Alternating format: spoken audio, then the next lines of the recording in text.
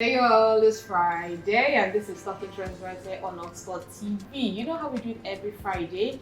We take wine, we drink wine. And I was drinking wine, we're still giving you just everything that's happening in Nigeria. I mean, according to our president, he came out the other time and said he doesn't even know that students are on a 3 months, a strike that is going on for 3 months now. And he said he's not even aware that nobody told him, and he's our president. So, well, on Talking Trends, let's be drinking wine and becoming ourselves, because the problem of Nigeria But well, today we're not going to be giving you trends. We're going to be talking about something, feminism. I mean, a lot of us misconstruct, misunderstand, but we're going to try and make some sense out of it. So I have two people in the house today to help us make sense of this, and we're going to be looking at it from the cultural aspect of it, the impact of culture on feminism, because I mean, it can't be utterly, it can't, I mean, they all both go hand in hand. If you're talking about culture, you're talking about feminism. What is acceptable in our own culture as a feminist or as feminism per se might not be accepted in other cultures. So these are some of the things we're going to be looking at today. But I'm going to be unveiling. I'm going to be introducing my guest just after this time out. Just stay tuned.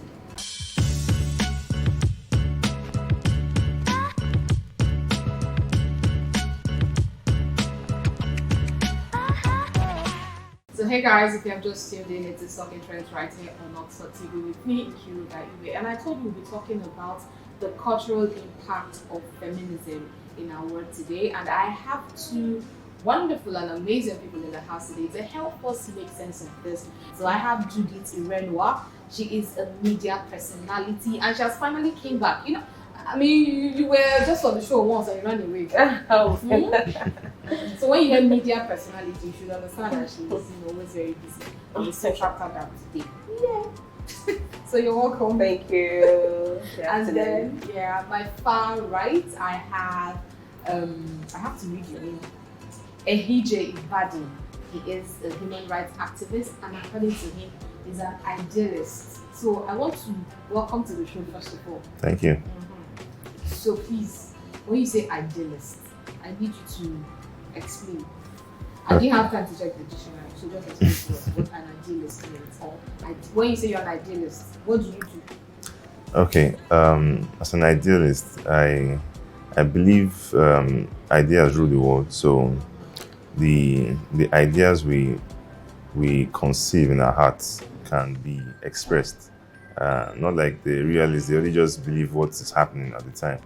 So for me, as an idealist, as regards this topic for today, I'll be sharing my... Definitely you will. I will.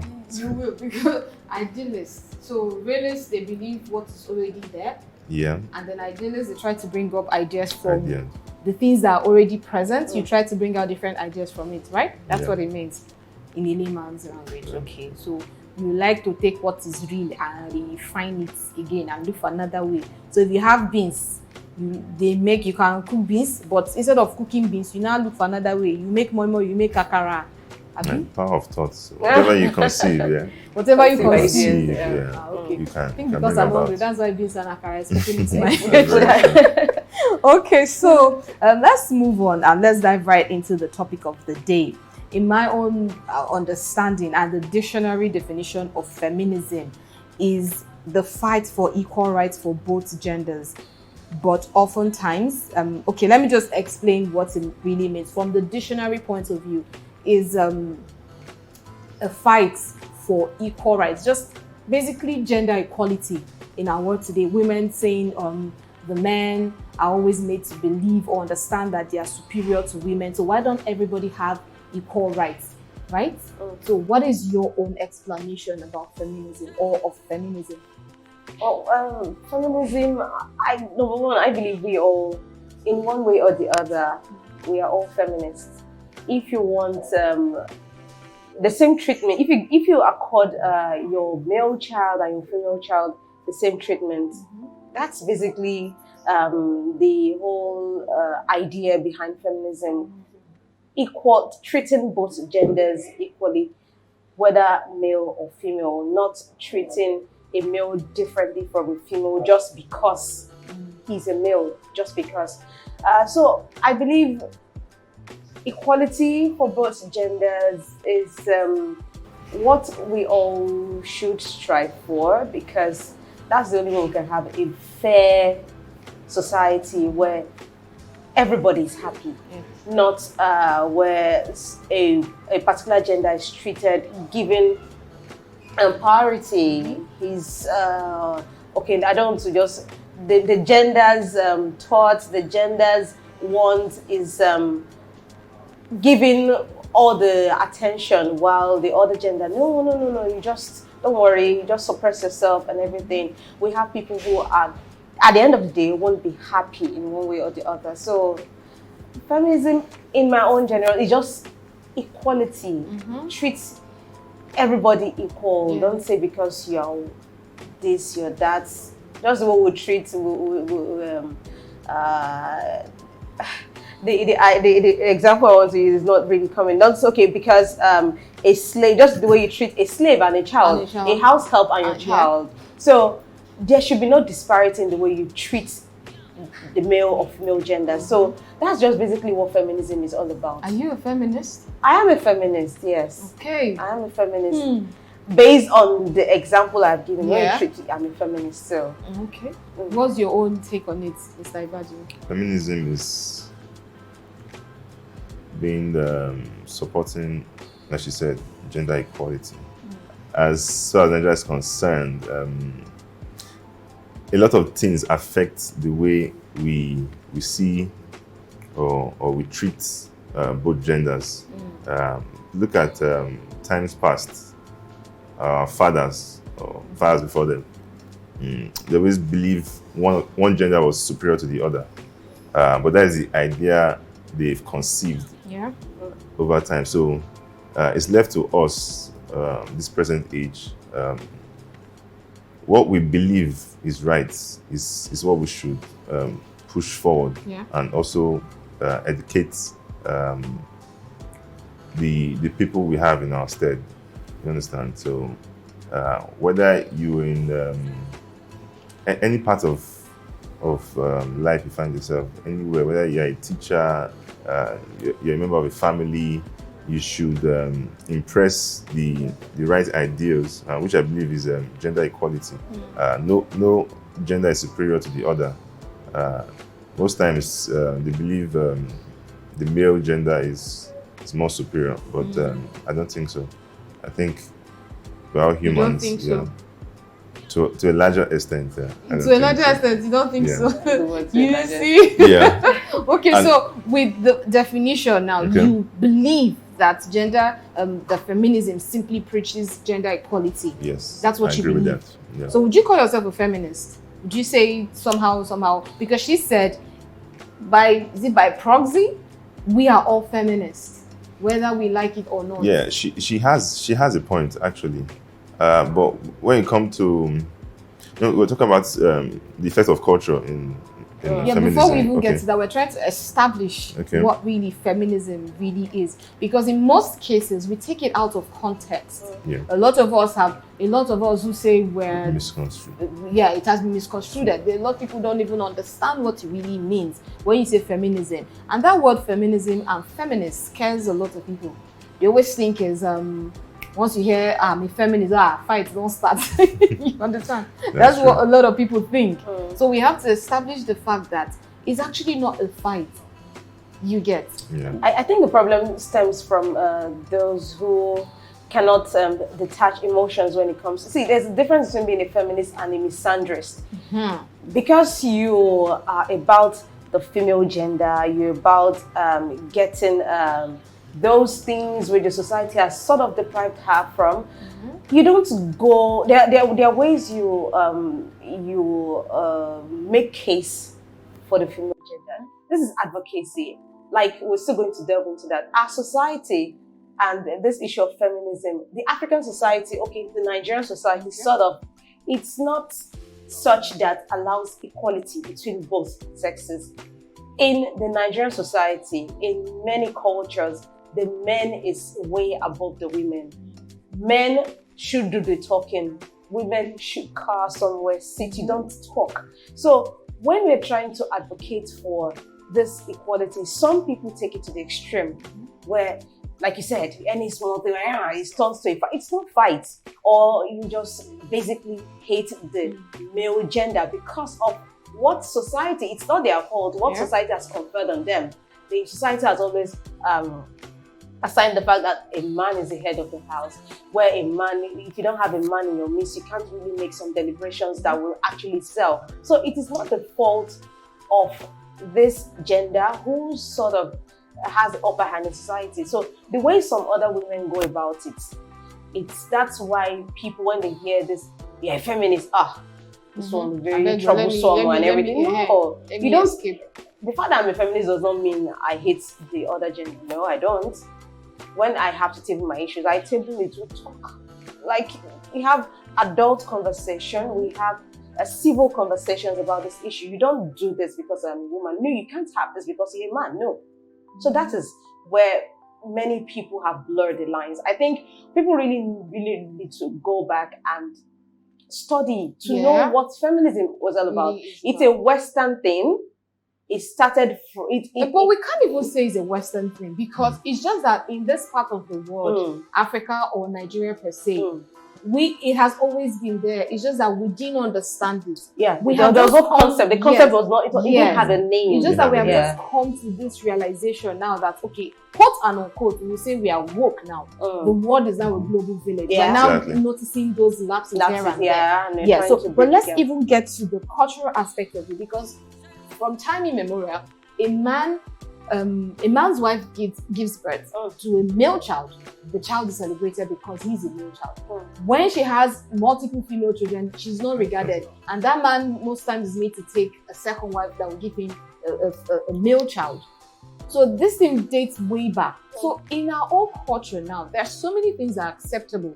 You can't take away the fact that a man wants a male child to be his heir. Yeah, we can't take that away.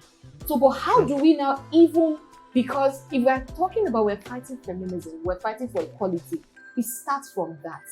Because we can't in the urban areas, right? We are in the urban area and then we say we are fighting feminism and it should cut across all sectors. Traditionally, culturally, and what have you, politically, economically, and all of that. And then you're now fighting in the urban area, not thinking of the rural area where women are still made to go through some things, So how do we even strike a balance if there's any way we can? I mean, getting to that part, say, okay, let's start changing from there before we now get to the people those of us who say we are woke. How do we start changing the mindset and the notion that it goes way back, culturally speaking? Okay. For me, first, let me talk about the term culture. Culture is basically the way of life, and one of the things that of a certain people, particular people, and one of the things that greatly affects the people is religion. Religion has a strong hold. Okay, so that takes you back to what does religion say about male and female. Okay, myself, I'm a Christian, so I'm not a religious scholar, so but what the Bible actually says about men and women is to an extent it gives men upper hand. Women listen to what your husband tells you. So the men, there's this authority that's been bestowed. Talking about Christendom now on the man. So invariably, a father will want his successor to also be male like him, and also pass on the authority to another the next male. The generation. So so if you're talking about how can it be corrected, so it has to do with educating the younger generation, because adults, I think there's an adage that says you can't teach an old dog new tricks. So if you want to, you have to start educating the younger generation. So when they grow up, they won't depart from it. So what do you educate? You tell them, preach gender equality. Is he telling them?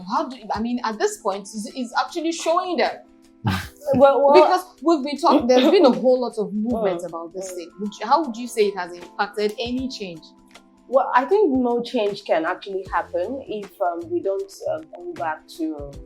I don't feel it should just. Like we don't leave the issue. We go back to the basis. We go back to the foundation.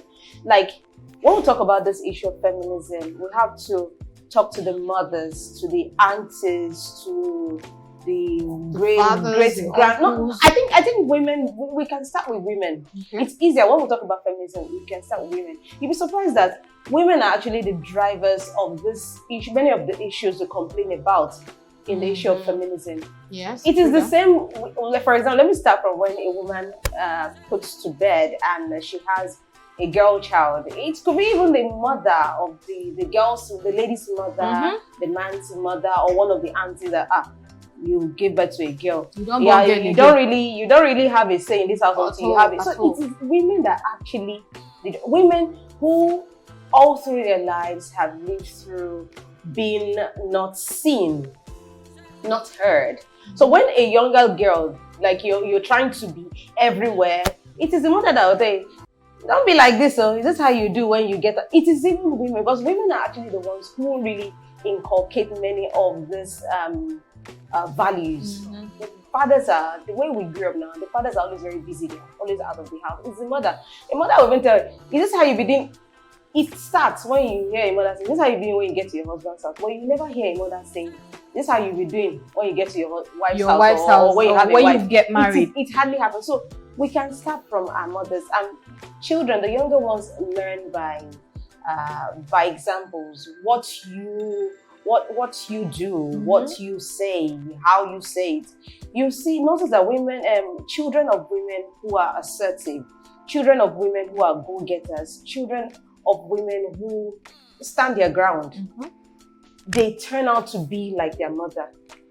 But children whose mother is just there, take it all in and everything, where do you want them to get? They already have an example, which is that they see this. That's the first example you get. So you already see your mother be that person who is not heard. So how dare you want to be heard when that's not the way your mother is? So it's just, we have to, I think the problem we're having with this issue of feminism is this generation just taking it at the surface level. Yes. Just want to change.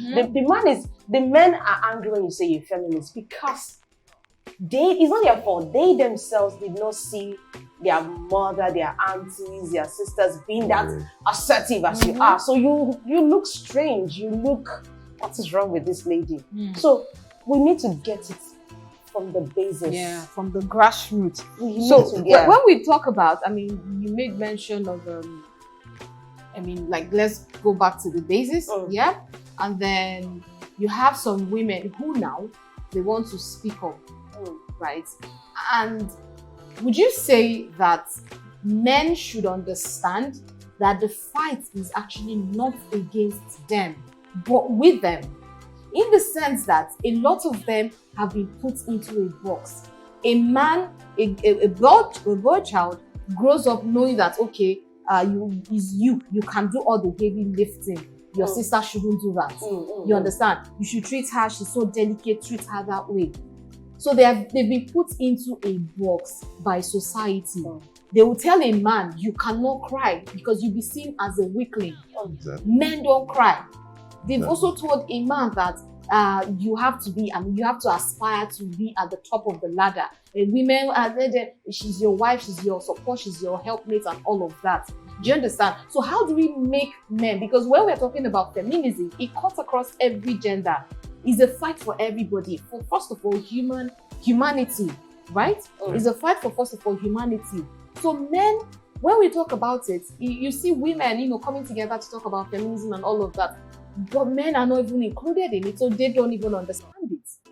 We can say, let's go back to the root, but the people that we have here now, the men that we can talk to, are we really talking to them in terms of making them understand that this fight is actually not for you? Not against you, rather, but with you. Because we're trying to also bring you out from a box to make you understand that you've been inside the box. Like, culturally speaking, is okay for a man to take a second wife. It's okay for a man to cheat. But if it's unheard of for a woman to cheat, once you cheat, even women will come out and throw you stones. You get? Yeah. So in your own view, how do we make men understand that it's actually a fight for them, with them, and by them? Oh, let me not, I'm beginning to rhyme now. How do we make them understand this fight is for them too? Okay, first of all, I don't even know why women are complaining, because trust me, there's never been a better time to be a woman than this present time we are now. You see female presidents, you see women in boards and all. Yes, Yeah, in some part of the world. Some part of the We're narrowing it down to this part of the society now where we live. Okay, no, we'll come to that. See, there is especially those women that you say go extreme. I don't know what their problem is, because they are the cause most of the time. I'll tell you why. They may, maybe when they bear children, they choose to take care of their child. So definitely they are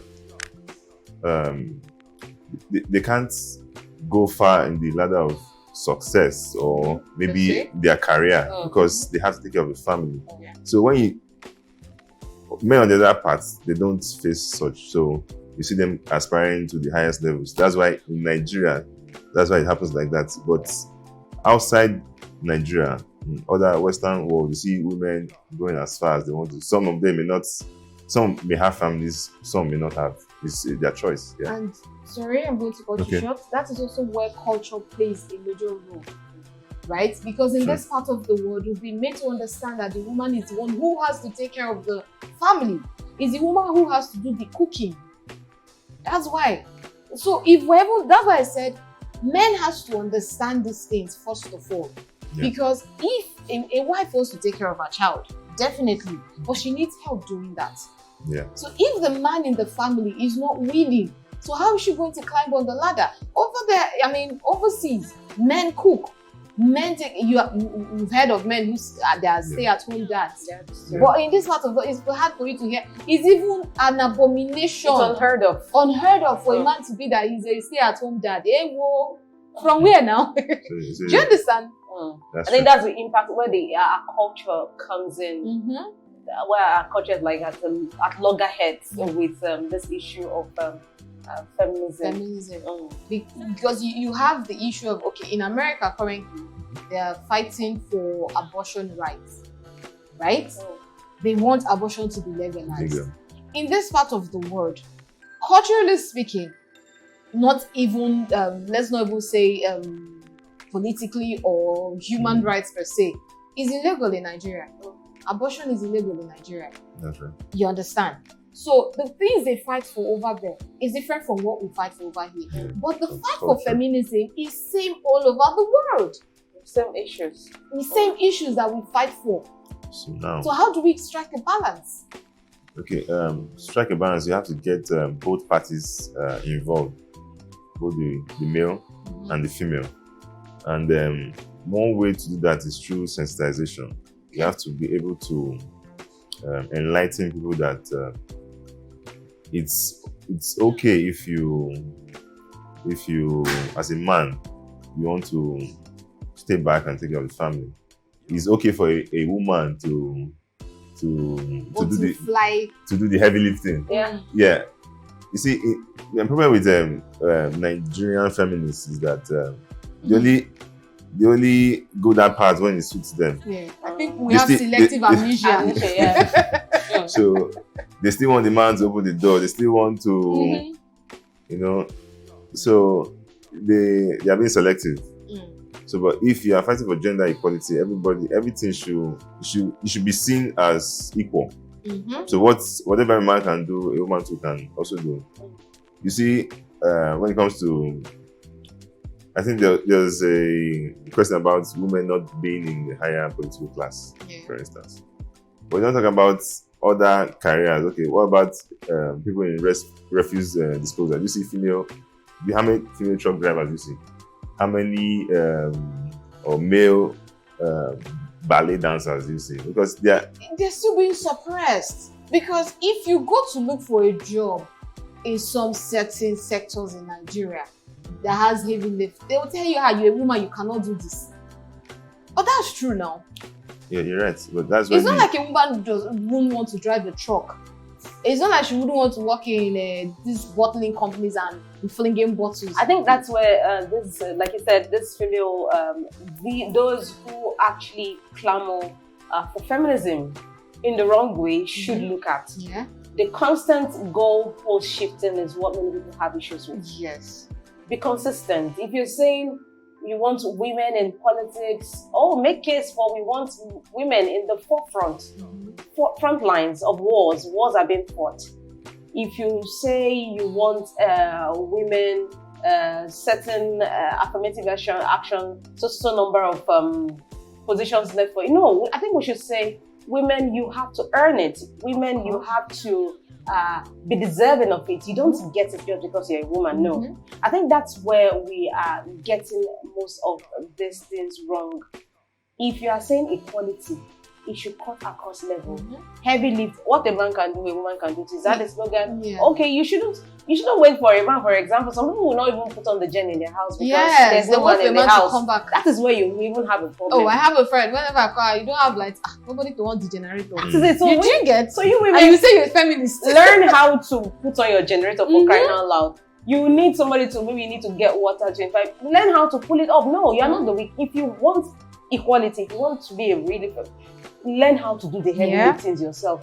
Men are not born to do the hard. Who told you the man doesn't want a soft life? Who told you a man doesn't want? We do. I don't know. Baby boy life. A man doesn't want to sit down, relax, and be taken care of. Who doesn't want that? I mean, do you think it's easy to make all your money and just get to and share everything? And you really have nothing for yourself. Some men even hardly buy things for themselves when they buy. No. So if you want equality, be there. Earn your money. Okay, you want to be feminism. Okay, don't be a feminism when it comes to money. No, my money is my money. Your money is our money. No, if you want to be a feminism, if you want equality, your money is his money and everybody's money. His own money is everybody's money. Don't be a feminist when it's convenient. Yeah, that's why I said we have selective amnesia when it comes to feminist when it's convenient. Yeah. I think that's where some men will still not buy into this issue. We are not ready. Women, we are not ready. Women are not ready to even we are not ready to even have that conversation. Because I saw something recently on social media. I think I don't know, one of these Big Brother Nigeria, I don't know how they call them. She said it sickens her when a man walks into somewhere. You remember that? Yeah, exactly. That it sickens her when a man walks past her. I mean, they're holding the door for her. No. And those are the kinds of people that also say they are feminists. What are you feminists? What are you fighting for? And then we say we are feminists. We don't even show up. You want a seat at the top.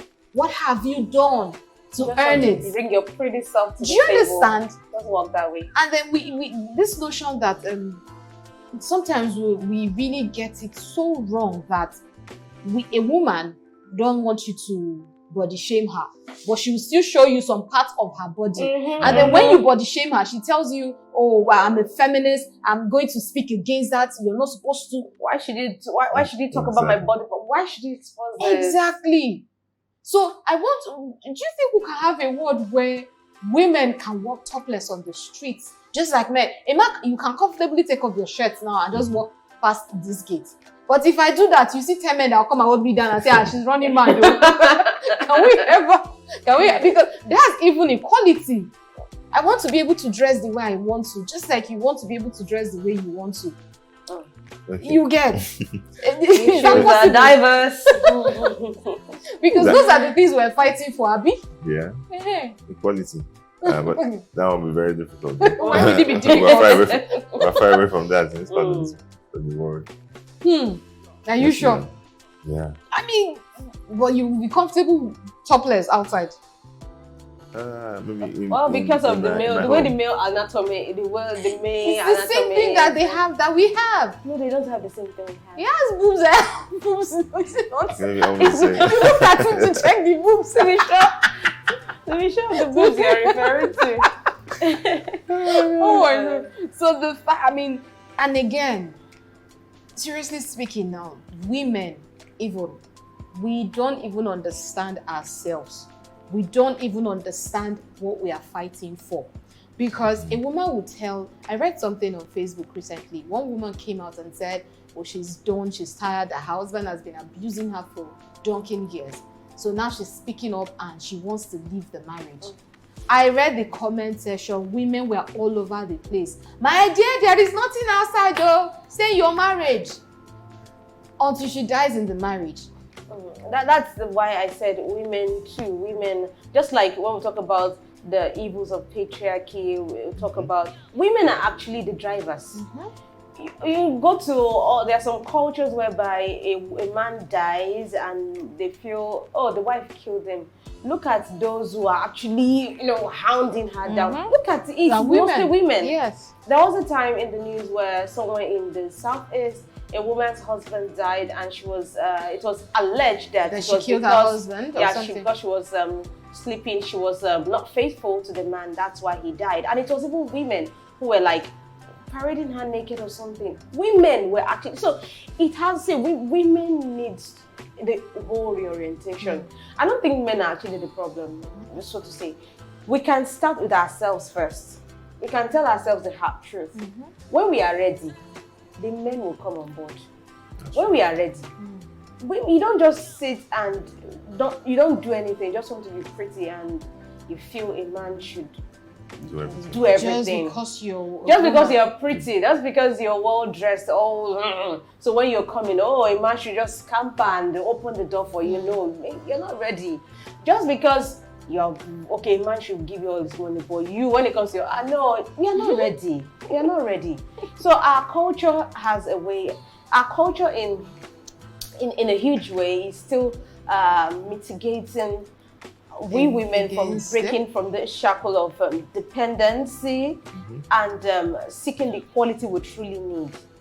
You don't like the issue I had with this legislation. If you want a certain percentage earmarked for women, no, I think we need to work for this. You don't. You just don't sit back, relax. You don't earn in the world because it has to be there because I'm a woman. This certain percentage has to be there. No, you have to work for it. The point is, if there wasn't even, first of all, there shouldn't even be any issues as women, men. You get. But the fact that we have found ourselves in a situation whereby there is now a gender parity, you're a woman and you're a man. I think that's where this whole fight comes from. Okay, so because let me hear what you're saying. That's where the sensitization needs to come in. Okay, like I said, culture has a major influence on the way we see things. So we need to resensitize people that no gender is superior to the other one. One, and one of the ways we can do it is by starting from the smallest unit, which is the family. Build self-confidence in your female child. Self-confidence. So when they grow up, if their husband is maltreating them or something, they'll be bold enough to say, no, I can't take this. Let me separate from this man.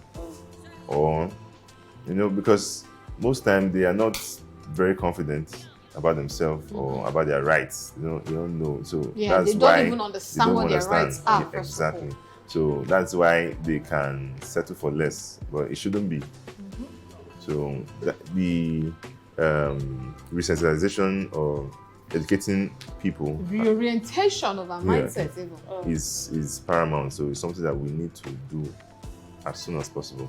But it's best if it started first from the nuclear family, and because that is one of the shapers of human beings, family. The family. So start from there. They always say charity begins at home. Yeah, true.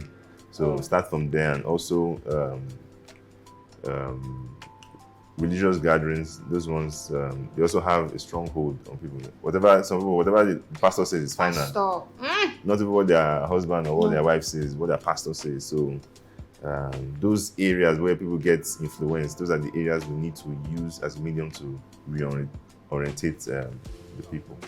And I think some parents are actually stepping into that role. They're actually trying to do something. It starts from when this color is for a boy, this color is for a girl. Yes. This washing of plates. No, a man does not wash plates. A girl cannot play football. I think we need to, those little things we think don't matter, when we start paying attention to them and subconsciously, and even when we think we're not doing, we are actually ingraining in the minds of both the male and the female child that I can do this, I can't do this. So not till tomorrow, even in their houses, they find it difficult to go to, why should I be in the kitchen? Why, God, for God's sake, it's your kitchen now.